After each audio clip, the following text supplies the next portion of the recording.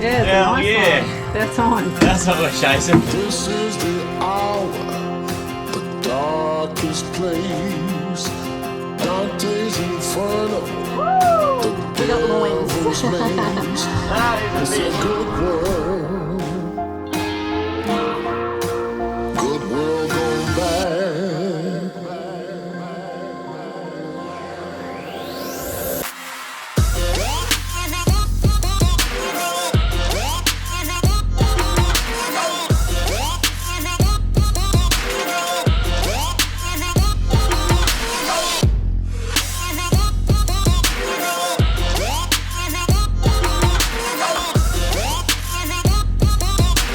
Almost 200 k's out to sea.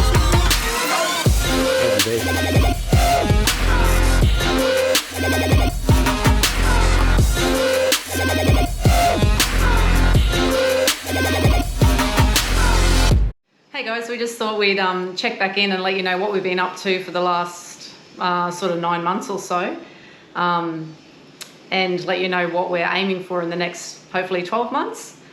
Yeah, lots and not a lot has happened at the same time, but yeah, we're just happy to sort of share what we've been doing and keep you guys in the loop, I guess. Encourage a little bit of feedback and conversation around what we might lead into.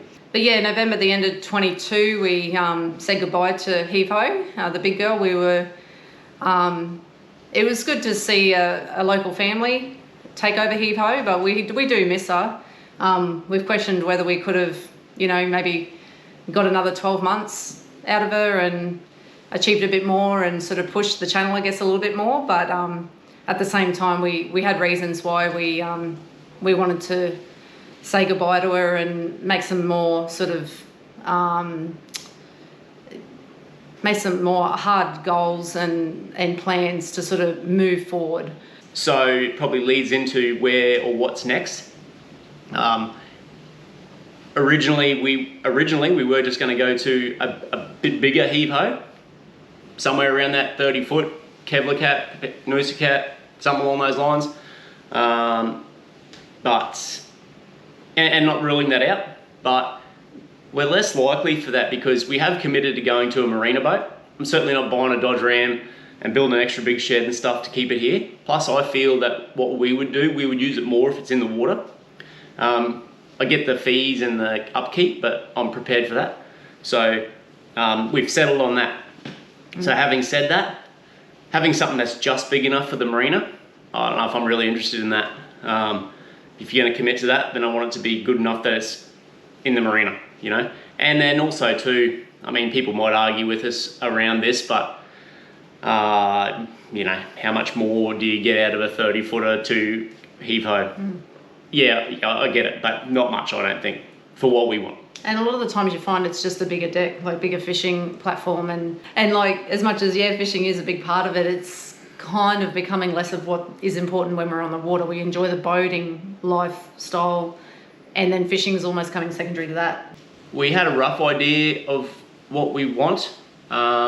We have probably committed, I think, to have going power. There was a thing of sale, and look, hey, I'm still not writing it off fully, but I think we sort of decided that where we are in life, still having that power and the speed side of things is going to suit us more for the next few years, and then perhaps, you know, down the track we get a sailboat when we got more time. So Power Cat, we did go to the boat show this year, the Sanctuary Cove boat show, as some of you might have seen. Oh, look, that was cool. It's always good to see new boats and hang around that sort of area. We did go, ideally we were going to go and look at the Voyager 930 and also the sedan version of the Scimitar, which yeah, we love. So we got to see both of those boats, both great in their own right. The Voyager really brought us back to that, just a bit bigger and offering a little bit more than what Hivo did. You know, like when we got on it, it kind of felt like home again because it's similar sort of style of boat. Like, yeah, it's sort of like just that next step into a marina boat, really, with a few luxuries. It was really nice for the size versus, yeah, just that next step up. It was really nice. But you know, we were also, yeah, and then of course then on the Scimitar, I mean, they're chalk and cheese, but having that 5 metre beam, man, some space. So yeah, that was cool as well, you know. So, and we do like the sedan versions. We're not really, neither of us are really fussed on the flybridge. I think personally, for what we would use it for, we would get more benefit out of having that flat roof for, you know, solar, toys, so on. Plus the less windage and just being offshore, which is what we spend most of our time doing, you know. So we do like the sedan versions. And we have been trying to get on as many boats as we can. Met a heap of people that have been more than accommodating to let us on and have a look. Because, I mean, almost all of them aren't for sale. So that's good too, but to be able to talk to the people and, well, they're not trying to sell it to you, you know? Yeah. So, and hearing their pros and cons of what they do like or what they would change on a boat and that. So, yeah, it's been a good opportunity, I guess, for us to sort of see everything in the flesh and different styles and that, and understanding what is really important and what's a compromise and what we can, what we weigh up to be, you know, we have to have or we can go without. I think what Jill said then too, for me in the last month, say, has been a big realisation, probably more so after the boat show, I think, was around that word compromise, you know? Like, hey, we want this, we want that, we want this, we want this, oh, but we also haven't got $1 million. You know, so we've got to compromise. So where we compromise, I guess that's the most important thing, and then value for money for us. So we do like there's certain models we've been going towards. We've always loved the scimitars. You know, that was what we always said we would go into, without knowing that there's anything else either, you know. So we definitely have been keeping our eyes open. So scimitars definitely, somewhere like that is definitely on the cards. Scimitars have always been like ticked our box because they're quite popular around our area. Like there's a heap of them in Roslyn Bay, and you talk to anyone sort of locally, and that scimitar often comes up as, oh, I'd love a scimitar, you know. So we have seen a fair few. Yeah. The that and the Roger Hills. We've checked out a couple of Roger Hills, which are fantastic. We really love them, but they are very rare because they're one-offs.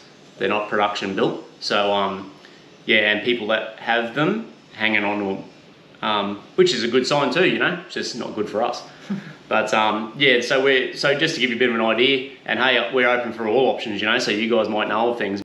When it comes to sedans, they're sort of like, well, for me, it was a bit of a style of boat that we haven't really seen a lot of, and then mixed on a lot of research and networking to meet a few people who actually own a few. So we've been able to see them in the flesh too, which is sort of reassured that we like that style of boat, and what it offers is still amazing for a I guess, smaller scale boat. But it's manageable as a boat too. Like we're not, you don't have this massive boat that if I wanted to take it for a day, it would be too much for me to handle. Where you go? Just options. Happy finding other skippers, Jill. So yeah, so anyway, that's where we're at boat-wise.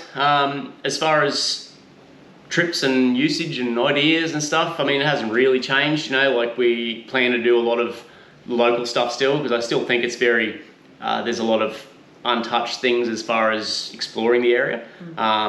Definitely want to do a lot of swaying trips. I'm super keen to get out to Samarez, that sort of stuff, Marion Reef, that sort of thing, which I think is achievable. So that would be really cool. Bunker Group, and then obviously up at Shoalwater Bay area and things like that. So that's definitely the local stuff. And just sort of lately, I think, depending on what we get, when, that sort of stuff, but like we are planning on in the next 6 to 12 months, definitely the next 12 months, but hopefully the next 6 months to have our boat and be starting to do those trips. So then we're seriously considering taking a gap year, and then we probably will do a lap around Australia, I'd say. So set the goal high. So, but I'm all for you guys having some input as well, you know, like, you know, we can be puppets if you like. So if you like seeing stuff, want to see more, have you thought about doing this trip? Here's a boat I found. Man, I mean, Jill's got some pretty cool ideas she's been running by me that she's come up with, which I think is cool. So I'm sure you'll love that too. It's a bit of work in progress, we'll see. So yeah, so we'll see what happens from there. But yeah, keen to hear from you. Sorry it's been so long, we've been a bit quiet. And hopefully we'll get to you soon. If you get bored, there's episodes to catch up on. We've been sort of revisiting some of our episodes and just watching back, so and cringy too, some of the early ones. Ugh. Anyway, we might start off like that again, so it's been a while, but we'll see how we go. Talk to you soon.